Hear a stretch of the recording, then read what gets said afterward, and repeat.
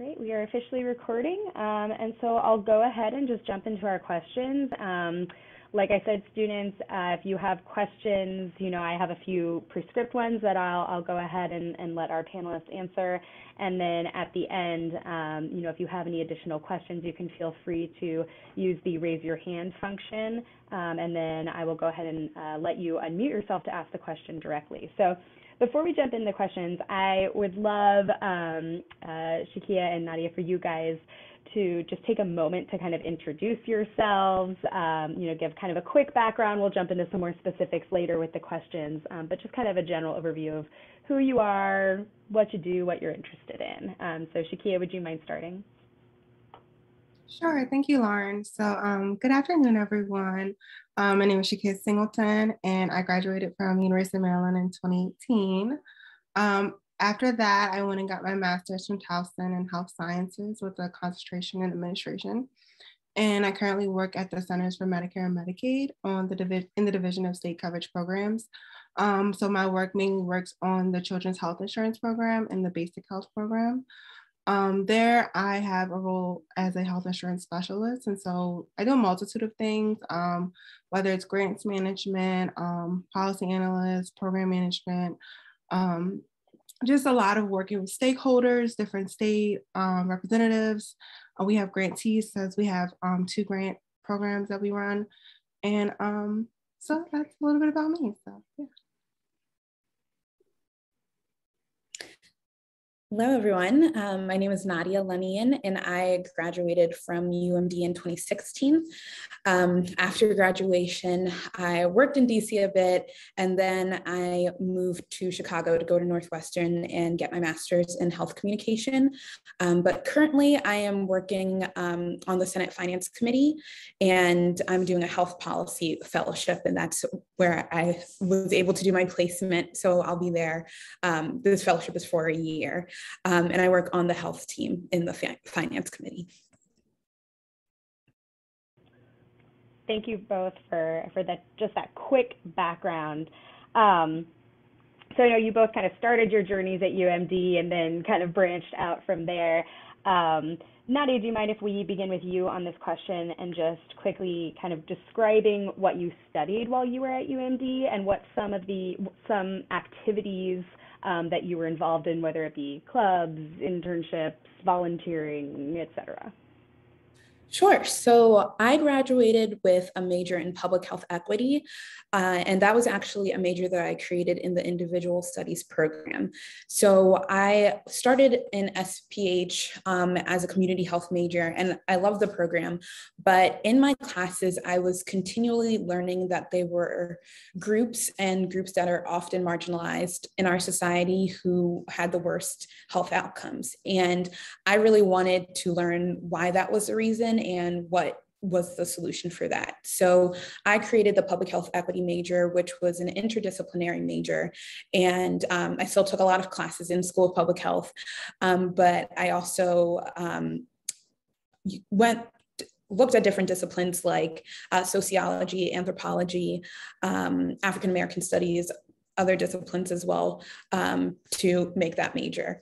And as far as things I did on campus, I was super involved on campus, almost too involved. I always was doing something.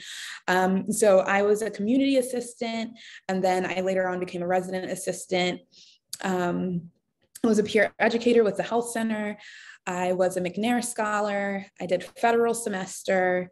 What else did I do? Oh gosh, I was the vice president and then later on became the president of my sorority, Sigma Gamma Rho Sorority Incorporated. I did federal semester. I don't know if that's still a program at UMD.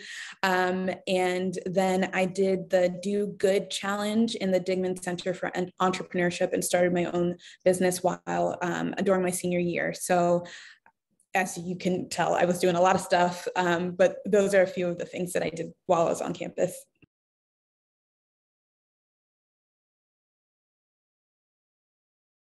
Sure, so I guess I can jump in. So I actually did a few things. I didn't do as much as Nadia, so I I definitely think she took the cake with that one. But so I studied community health. I originally started off as public health science, but I ended up changing my major to community health. And similar to Nadia, I kind of felt like I had interests that weren't always shown in the courses we were required to take. And so I branched out a bit and looked across like UMD to see what I could add to my portfolio in my undergraduate studies that were aligning with a lot more of my interests. And so it was actually around the time the program introduced the specialization in special populations. And so I kind of was able to tailor my elective classes towards that. And then I also had a minor in law and society, which helped me kind of hone in on my policy skills and just focus more on getting more of a background and skills in like legal side of things. And then while I was there, I was also a Ronald E. McNair Scholar.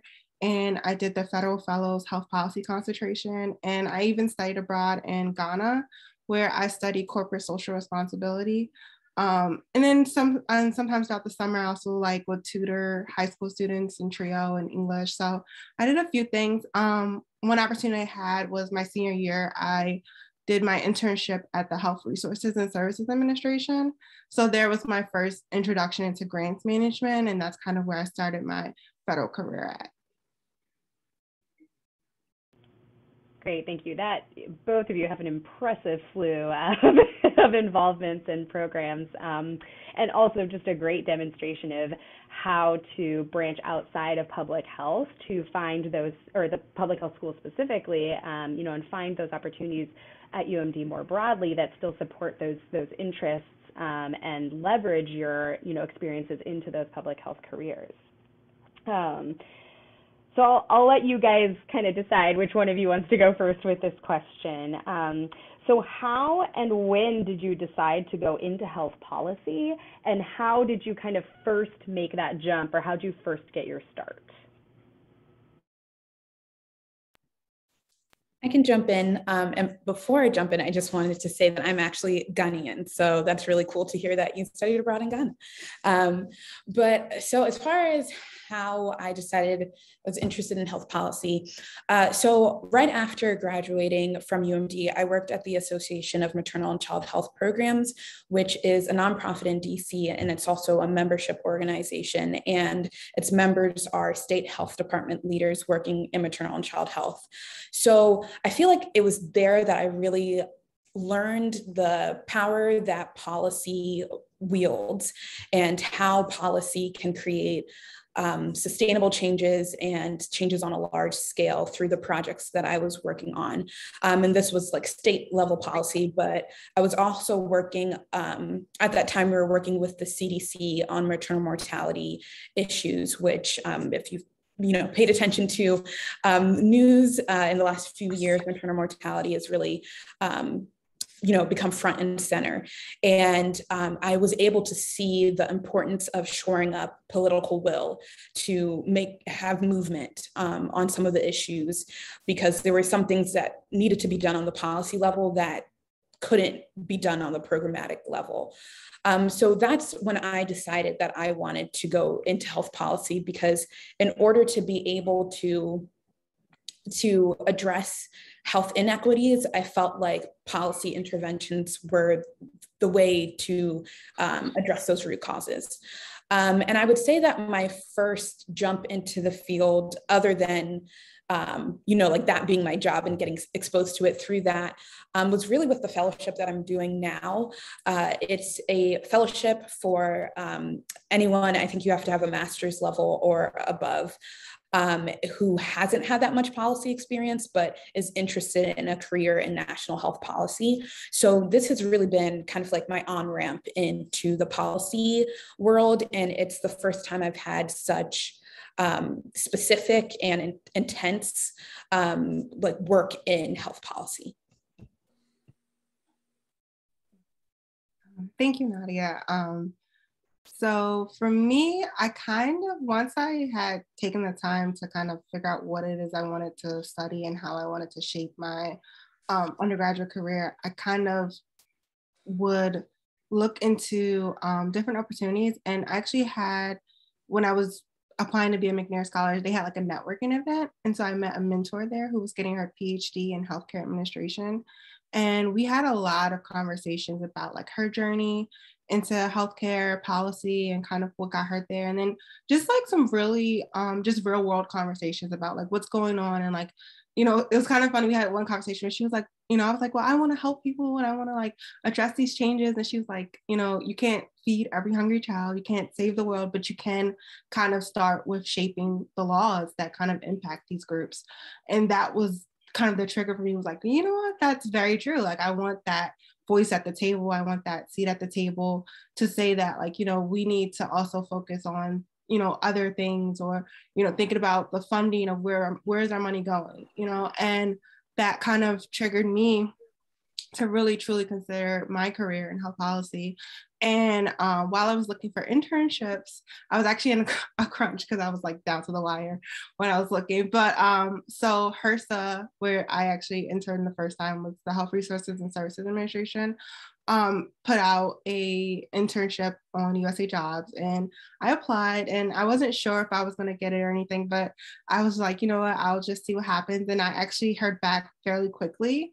And my first internship was, my first job at HRSA was in the Division of Grants program. And that was my first kind of introduction into grants and just kind of seeing, but HRSA really opened the door to a lot of different opportunities in the government for me. And that's where I got to network a lot. I got to attend different trainings, conferences, and that really allowed me to kind of see where I can go with my career in health policy, because there's just so many different areas of policy that we focus on. And yeah, so I feel like HRSA was like my place that really opened the door for me in the field. Thank you both so much for those insights. So now, and again, I'll just let you guys kind of figure out who wants to go first from here on. But I'd love for you guys to kind of describe your current role. So kind of what are your, I know that a common answer is there's no one day that's really the same, right? But what are kind of on maybe a weekly basis, right? What are some of those things that you're doing, those main roles that you have, kind of the main skills that you're leveraging? And then if you could also speak to kind of the broader function of your organization or your department, because I know you both work in huge organizations, so maybe kind of just the broader role of your department. Okay, I can go first. So as I said, I work in Centers for Medicare and Medicaid Services, which is in the, it's CMS, which is where we focus a lot on health insurance, and like the major health insurance is Medicare, Medicaid, and CHIP. And so in my division, we work on CHIP, which is a children's health insurance program, but we also have the basic health program, which isn't really in a lot of states. And so in my role, I'm a health insurance specialist, but as I said earlier, it's a role that encompasses many different things. So a week for me is a lot of meetings. It's a lot of meetings, but a lot of it focuses on kind of like 3 areas. So I work on our grants, which is we have grants that target enrolling families, specifically families with young children in CHIP. So we provide funding to organizations to spread our message, which you can also go on like the insurekidsnow.gov, which is the website that we run our grant through. And then we also have grantees that are like American Indian. So there's certain grant specialists who work with the American Indian population as well. And so I have meetings with my grantees either weekly, bi-weekly, monthly, depending on who they are. And we just typically talk about like how are their efforts to enroll. Of course, throughout COVID, we've had some struggles targeting certain populations, but it's something that the government is very much just focused on, especially since everyone is in need of services. So if anyone's uninsured, we are hoping that they get insured. And so I also work with states. And so I work on state plan amendments. These are where states have their information on how they run their programs in CHIP. And so I work in 2 different regions. So I have an East Coast region, I also have a West Coast region. in the US territories. So a lot of those meetings are about how the state is running their program, or if they're trying to make changes, then we kind of course, have to abide by federal regulations and different statutes. So there are certain things that states can do, and there's certain things that they can't do. And usually those are how our meetings go, is like if a state is trying to make any updates or changes, or even if a new law comes out and states have to get into compliance, it's my role to make sure that how the state is running their program is in compliance with what the laws are. And then also it's about just running our program just day to day. Like I said, like we have different policies that come down that we have to kind of figure out how, like whether or not we can make those changes, whether it's adding a program or adjusting our rules. There's things that just come day to day that happen. But yeah, typically my role it's a multitude of different jobs, but I enjoy it. Yeah, it's so interesting to hear the work that you do, Shakia, because the agency level is really implementing the laws, and in the committee on the Hill, we're creating the laws. So it's so cool to see both sides of those things. So I work on Senate Finance Committee in the majority staff, and I think it would probably be easier for me to say what a committee, how that functions, and then go into some of the roles that I have.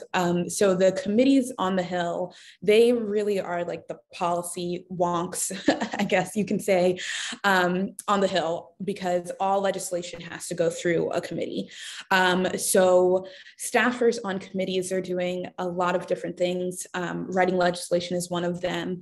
If you've heard of like the infrastructure bill that has been talked about a lot, or the social spending bill that we're hoping to be passed soon, the staffers on committees, they are creating those packages of legislation.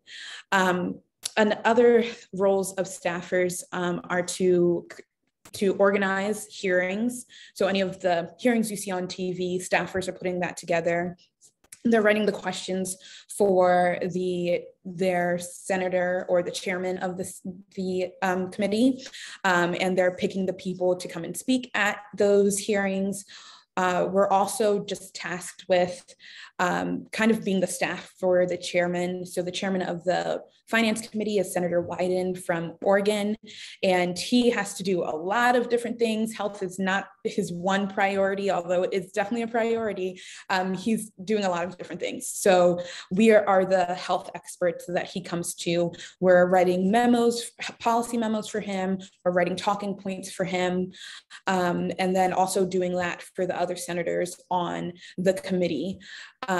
So those are some of the things that I've been able to do. I've been in this role since September, and I've had the opportunity to write policy memos, to write talking points for the chairman, to be involved in putting together a hearing, and also to do research. There's a lot of research that goes into informing the policies that are ultimately written. So I've been able to do a lot of that research.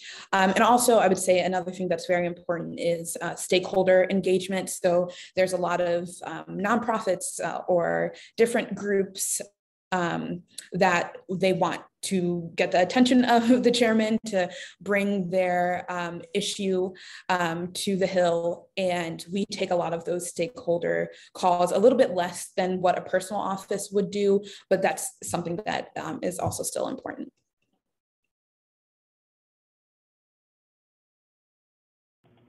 Excellent. Thank you so much for the very thorough answer on kind of both of those parts, right? It's nice to know obviously what you do, but also the idea of kind of how does that fit into the larger picture and the larger objectives. So now this is these are more specialized to each of you, but kind of on a similar theme. So maybe I'll start with Shakia, and then Nadia, I'll move on to your kind of more specialized question. So Shakia, on LinkedIn, you describe yourself as a health policy analyst and diversity, equity, and inclusion researcher. Can you please elaborate on how this intersects with your current role and kind of informs the work that you do? Thank you, Lauren. So actually my background in diversity, equity, inclusion was something I did in graduate school. So I was a graduate assistant in the Office of Inclusion and Institutional Equity. And so that kind of really fostered a lot of the diversity questions, but more on like an academic level. But while I was in graduate school, I also got a certification in diversity, equity, inclusion. And that kind of tagged onto what I did in undergrad with special populations and my background in health policy, because I was able to intersect some of those things. But in my current role, this has actually been very, very helpful because with each administration, we have changing priorities. And so our current leader in the Centers for Medicare and Medicaid Services has made health equity a major priority across just the agency as a whole. We've all been focused on health equity. And so that background that I have now has really helped inform a lot of conversations and just been a really good, even just for myself and my role, on how we can inform our public.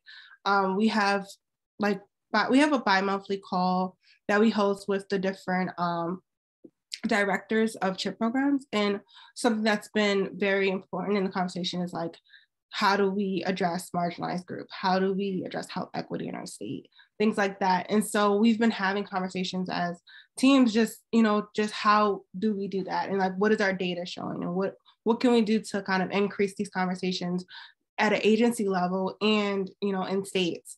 And so my background has actually really helped in that work. And so it's allowed me to network with other divisions across the agency. And I've also kind of been that like connecting person where it's like, oh, we have this, like we call them SMEs, but like subject matter expert and in, equity or diversity, and then being able to be that person who's having that conversation with others and kind of bringing that to my leadership, like we discussed X, Y, and Z. And so it was kind of a twofold thing for me. So it started off in graduate school, but then has kind of carried on into my current role.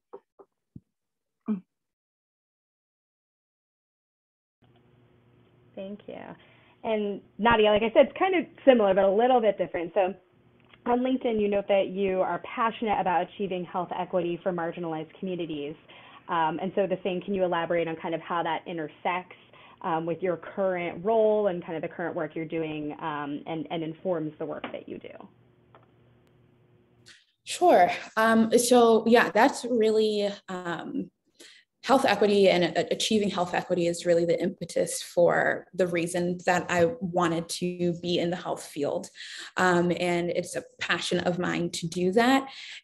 And I think through the experiences that I've had, I really learned that policy was, well, I believe is one of the best ways to achieve this.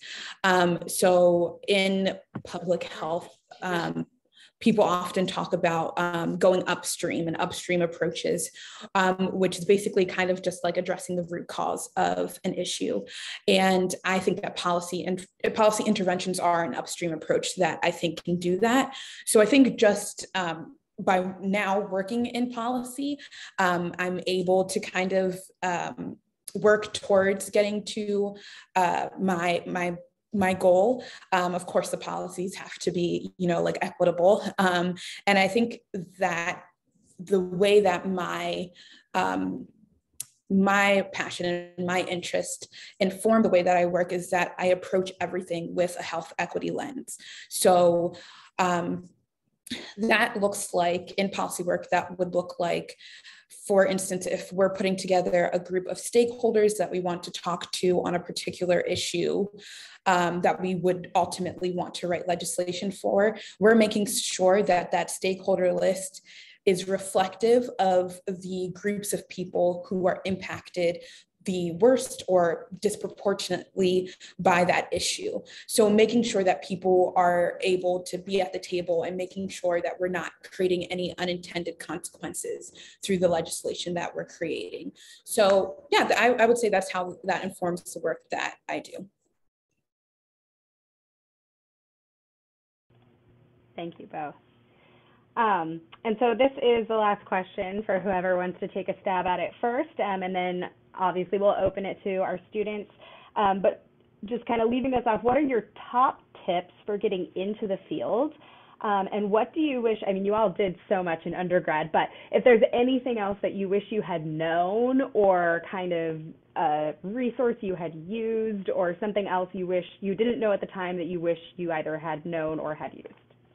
That's clear, sorry.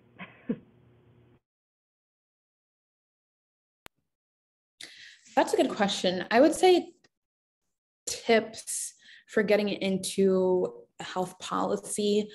I would say to just be, I would say reading is really good, to be abreast of all of the things that are going on. Policy, thankfully, is like an area where it's front and center, it's in the news all of the time.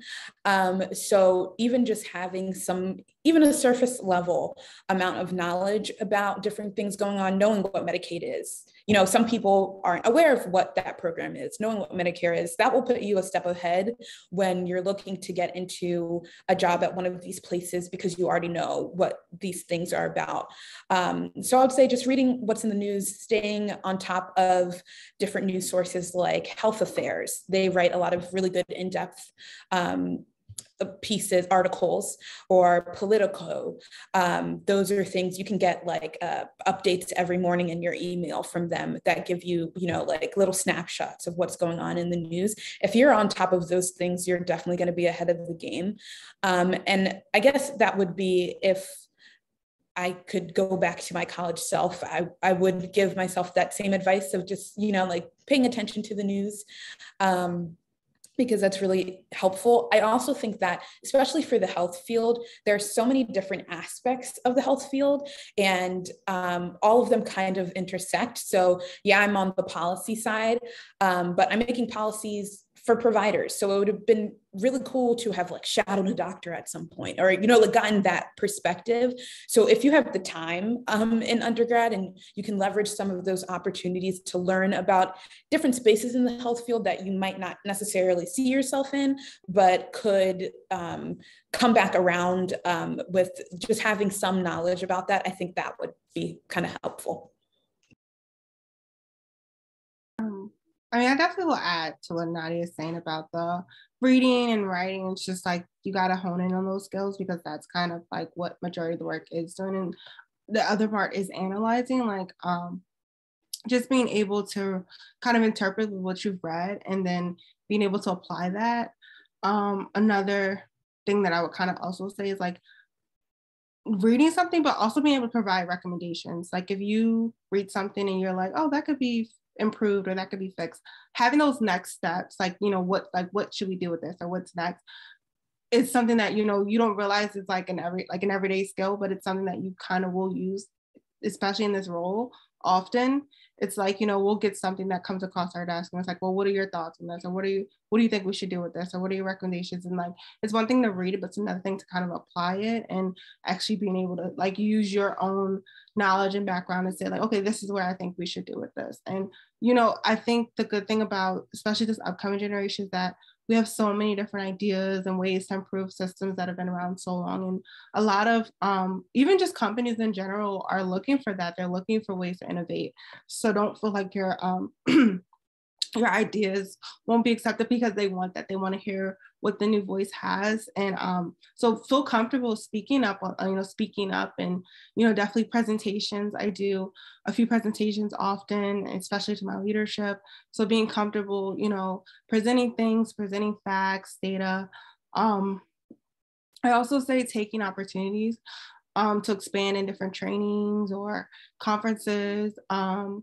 Definitely, because there's some trainings that I took while I was doing my internship that I didn't realize would help me today. Like I was just taking like Introduction to Appropriations Law, and it was just a class that they had, but then I didn't realize how helpful that would be in my current role now, because we rely on appropriations often. So, we have to know where is the money at, especially as September 30th approaches.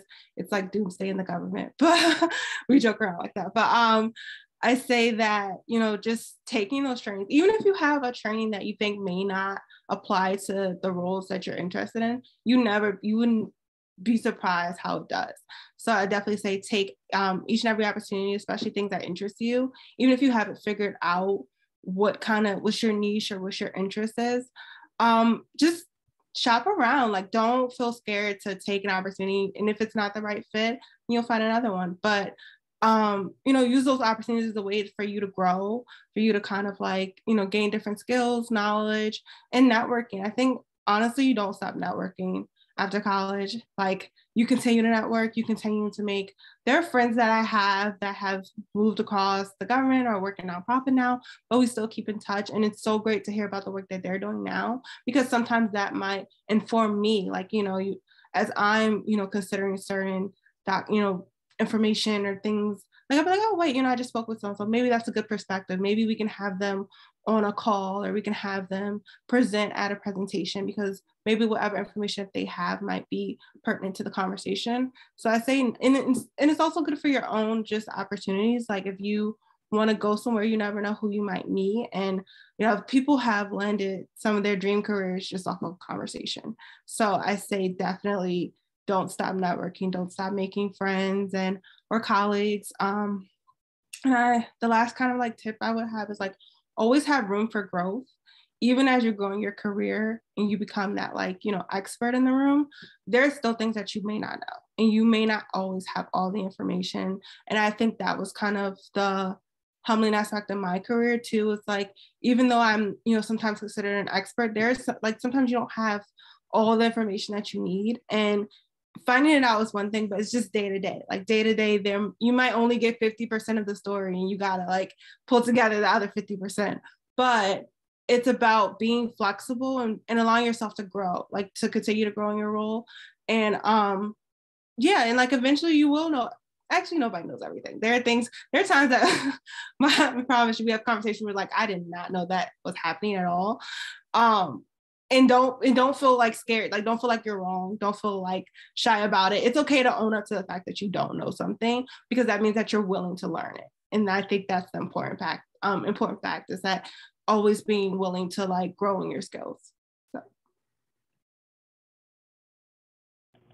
Thank you both. And I love the focus you both put on the idea of kind of reading and start finding those sources that are writing those articles or sharing that information in the field.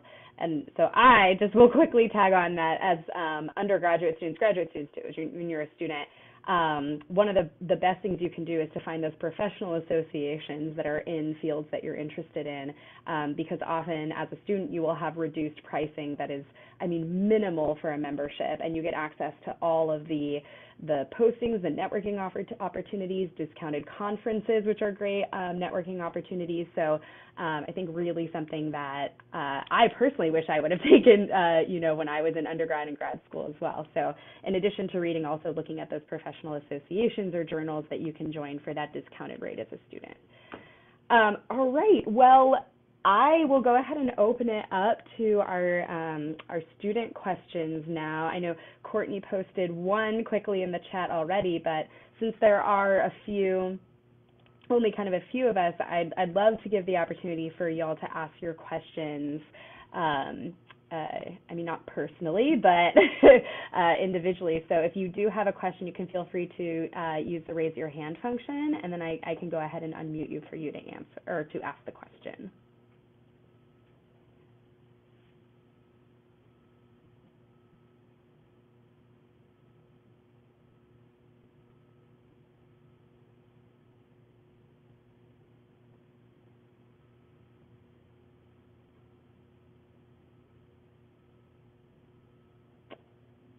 Okay, maybe I'll give it a little while for our students who are maybe processing all the amazing information.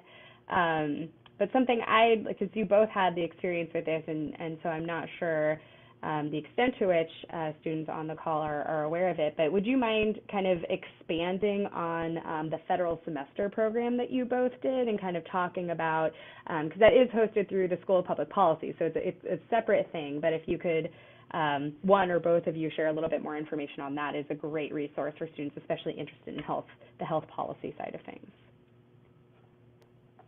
I can jump in. did that like 5 years ago. So I don't remember all of the specifics of the program. So Shaquille might be able to color that in a little bit more. I do remember we like took a class that introduced us into health policy, because I did the health. There's like different types of focus areas that you can do, and I did the one focused on health. I think another part, one of the reasons that I did it was because you did it for a year, and one semester was the class, and one semester you had to fulfill an internship requirement. So I interned for the National Foundation of Infectious Diseases, and it was just really great. That internship gave me things to put on my resume. Like I did a health or a social media campaign on the flu, and other things there. So that was something that right after college, I could talk about in interviews, whereas like my experience as a vice president of my sorority might have not been as applicable, but I could say like I've done a social media campaign on a disease that is really important to our society for an actual organization. So yeah, that's what, and I also, to the point of like networking, there were students who were really interested in health policy that I got to meet, and I'm still like connected to some of them today.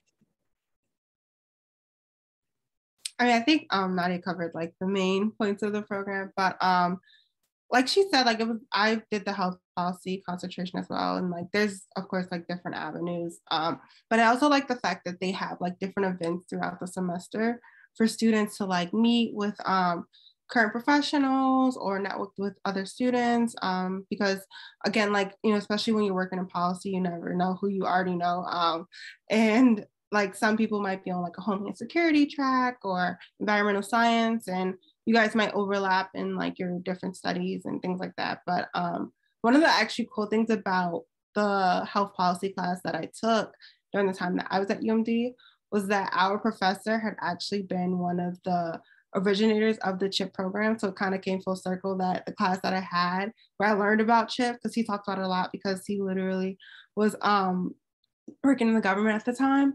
And to kind of be full circle, actually working on the program now, that was kind of like, you know, ironic moment for me. I was like, oh, you know, I learned about this in class with like one of the original creators, but now like to actually be working on it was like really cool for me. And the program is just like very, very good in terms of like providing you like both policy and how it intersects with like, if you have like different interests, they definitely do. Like we did like field trip days, like where we would like went to DC a few times, like I went to the Hill, we visited the different administrations. So like there's always opportunities for you to like do like shadow days, like they have days where like you can job shadow people. So I think like if you are interested in that, like definitely look into the Federal Fellows Program. It was a really great opportunity for me.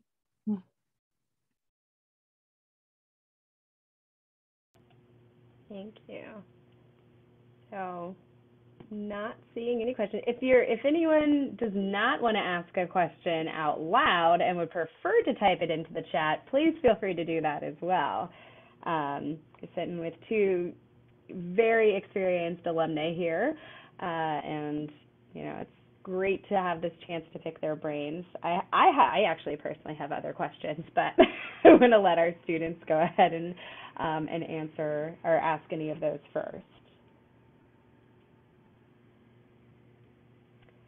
All right, Courtney, I will go ahead and ask you to unmute, and you should be able to ask your question. So I'm actually a master's student in the School of Public Health here, and I've been considering, actually I'm in the health policy program, so I've been considering things like policy analyst. And I was just wondering for you personally, like what made you decide policy analyst was the route versus the other things you could potentially do with like a background in policy, or like what makes you stay in the roles you have now versus branching off to something else that might be policy related, but maybe it's more related to program evaluation or even somewhere else in the federal government?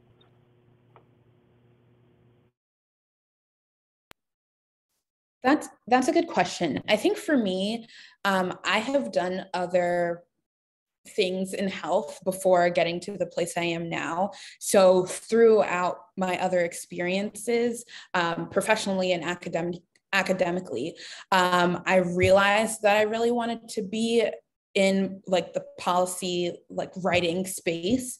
In this fellowship, the fellowship that I'm doing, you can actually decide to go for your placement. You could do your placement in the private or the public sector, at an agency, in the administration, or on the Hill. And a lot of people choose to go to the Hill. And I wanted to go to the Hill as well, because I thought the experience, one, of being on the Hill right now in a time where they're doing a lot of like groundbreaking health legislation is trying to get passed. I thought that would be really cool, but also I had never had any experience where I was like learning about the like policy writing itself. And there's like no place like the Hill other than the Hill to get that experience, because that is like, you know, you're really diving into it. You can learn it in a book, but the Hill, that's where they do it. So that's why I decided that I wanted to do that for my placement. I also really like implementation. So I can see in my future perhaps doing something with like the administration or on the agency side. But a mentor that I have through this program, who he worked in the Senate for a really long time, and then now is working in like the private insurance space. He was like, it's just good to get as much policy experience you can get, like any angle of policy, because that just makes you a better policy analyst in the end. Because if you know how policy is written, if you know how it is like implemented in the administration level, if you know how it works at the agency level, like you have all of the different avenues of policy, and that will just put you a step ahead of the game. So that's something that I think about with like my career trajectory moving forward. I'd love to be able to be the expert on how policy starts and how it, you know, like ends. And that's just how I've considered the thought process I considered when doing what I'm doing now. Okay. For me, okay, so I actually started off, like I said, at HRSA, and then I briefly went to the Social Security Administration, and then I'm at my role now at CMS. And so kind of like Nadia alluded to, it's like you take different experiences and different opportunities, and those kind of help navigate where you want to end up. Because when I first started off in the government, I really did not know kind of where, I just knew I wanted to be in healthcare or be in health policy. But I didn't know where I was going to lead. So I originally started off in grants. And so, and grants kind of has a role in health policy, just because we're informing program in a way by, you know, providing funding to different organizations to carry out different initiatives. But I realized, like, you know, I liked grants, but I didn't really want to commit to my career to grants just yet. And so it allowed me to find another opportunity where it was more so working on policy, but not necessarily in the way that I wanted to. And that's kind of where my role now is, like, I am working on policy in a way that I enjoy. And it's also allowed me to kind of see where, you know, I want to be at in terms of the longevity of my career. Because again, like there's also, like, I feel like the role of a policy analyst, it's kind of not black and white, it's kind of gray. Because even though like you are working on policy, it kind of changes. Like it's always going to change kind of like with the different priorities of, you know, the agency or the administration, or, you know, one minute you guys might have designed a program that, you know, was shaped this way. And now that a new administration has came in, you're going to have to tweak the program. We're going to have to change it. Or, you know, there's something that the priorities are always changing. So I think that sometimes, don't feel like it's very much of a narrow role, because it's not. And like there are times that you might have the policy analyst title, but you wear like many different hats. Like there's, you know, some policy analysts that we have that, you know, don't work on strictly just, you know, regulations or statutes or even just programs. Like they work in like a lot of different areas across like our department, across our division. There's, you know, it's the role itself. I think you kind of changes as you learn different things too. And I mean, I think, like I said, I think you just kind of like learn where it is you want to be in terms of policy. Yeah. Thank you. Appreciate that. Hey, I'm going to go ahead with Tayel. I'm definitely sorry if I mispronounced that, but I'll unmute you and also give you a chance to correct me. So go ahead and ask your question. Yes, that was correct. Okay. So I am currently a senior undergrad, and I also already work in healthcare. I'm in administration for a hospital in Baltimore City. But my question is in regards to actually finding like that niche. Like I've done research projects, and currently I've done a lot of classwork, and we've done a lot of discussions, which is what led me to want to be involved in health policy in regards to discrimination and problems with healthcare policy and for marginalized groups. My question is, what advice could you give me, like in regards to figuring out what is best for me? Like, how did you go about figuring out what was best for you? I can start. I mean, I think you kind of have to kind of goes back to the conversation I had with my mentor of like, you know, you might start off like really broad where I'm like, okay, these are the things I want to do. These are, you know, but you kind of have to kind of start narrowing it down a little bit in terms of like, okay, what does that look like? Like, you know, if I'm saying I want to inform policy, okay, well, what does that look like for me? Does my day-to-day look like writing policy, implementing policy, reviewing policy, you know, those type of things. Like there's even, you know, kind of like Nadia brought up, there's even people who are journalists who write about policy, you know, but do they actually work on policy? No, they just kind of review it and make comments and things like that. But I think it's just kind of like narrowing down, like, what is your interest and like, what are you passionate about? And how does that look? Like, what are the day-to-day kind of tasks going to look like? And I also think you've kind of started in a sense by having your experience in healthcare. And now it's kind of like taking that next step. It's like, okay, so I have this, you know, experience now. What would I like my next experience to be?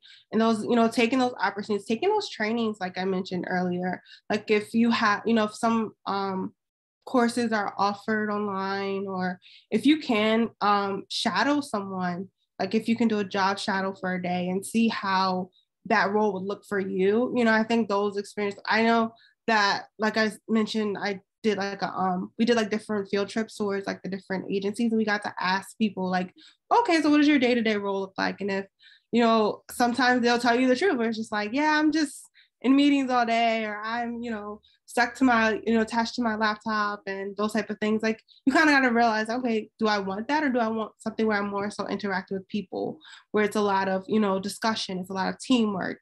Those are the things that I kind of had to ask myself, like, what did I want my day-to-day life to look like in terms of my role, and how, kind of like how to get there. And definitely mentorships are really important, because I think sometimes having that advice from someone who's kind of been there, or who's taken like different, like I had a senior policy analyst as a mentor once, and she had an art degree. Now, she's in a role of a policy analyst now, but she started off with an art degree in undergrad. So it's kind of interesting to see, like, not everyone takes that linear step just to like, oh, you know, start off with public health and go into public health policy and then end up where they are now. Sometimes you might take different avenues.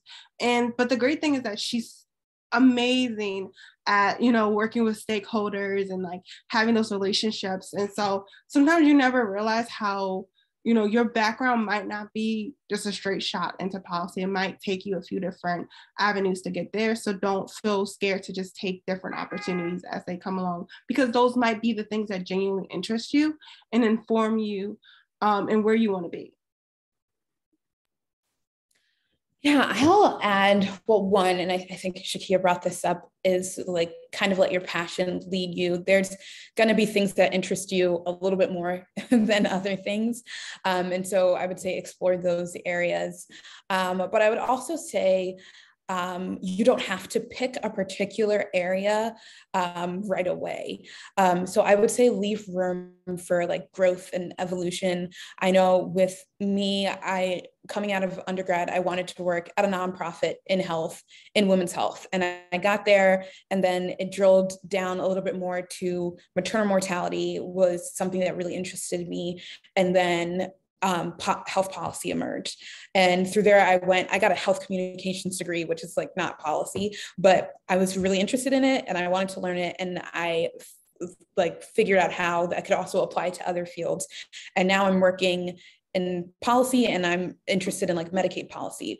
But the thing is like these things, like things are going to change as you grow, and you don't have to have like a specific niche forever. If something right now is really interesting you, explore it more, see if you like it, and it might interest you this year and next year it might not. I think if you have the general sense that you want to work in health, you'll be able to like navigate and land upon a place that might be where you feel like you enjoy more than others. But I think it takes some trial and error in a way. Thank you. Thank you, Courtney and Tayal, for those really great questions. We've got a few minutes left here, so I just wanted to make sure I gave any last space for any questions, any comments, anything our students might have, or Shaquille and Nadia, if there's anything that you would want to leave our students with, any kind of last pieces of wisdom in these kind of last 6 minutes that we have here.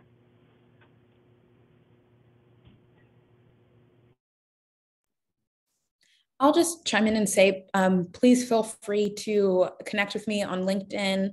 I think it's something that Shakia brought up is networking, and I have found a portion of my fellowship was 3 months over the summer doing informational interviews every day, like 4 to 5 every day. And now I know a bunch of people in health policy, you know, so network as much as you can, connect with people, because you never know who they can connect you with. So I know we just spent this time talking about ourselves, but if you would want to spend more time talking to me, or, you know, like bouncing off ideas of your own with me, please feel free and connect with me on LinkedIn. Absolutely, Nadia. I definitely second that. Please feel free to reach out to me as well on LinkedIn, and I'd be happy to speak with you guys more if you have, you know, specific questions or things that you didn't think we answered today. Feel free to ask us, you know, send a message or something. I would also add, like, you know, definitely consider just that public health in general has so many different areas. Like, you know, don't feel like you guys have to take the exact path that we took to get to where we are. So I think, you know, definitely appreciate your own journeys and kind of where you guys are now in your both your education and like in your professional experiences. But just, yeah, like, I think, you know, just take it one day at a time. And, you know, I hope that you guys have a, you know, great rest of your semester, and, you know, hope this was helpful. And if you want, just please feel free to reach out.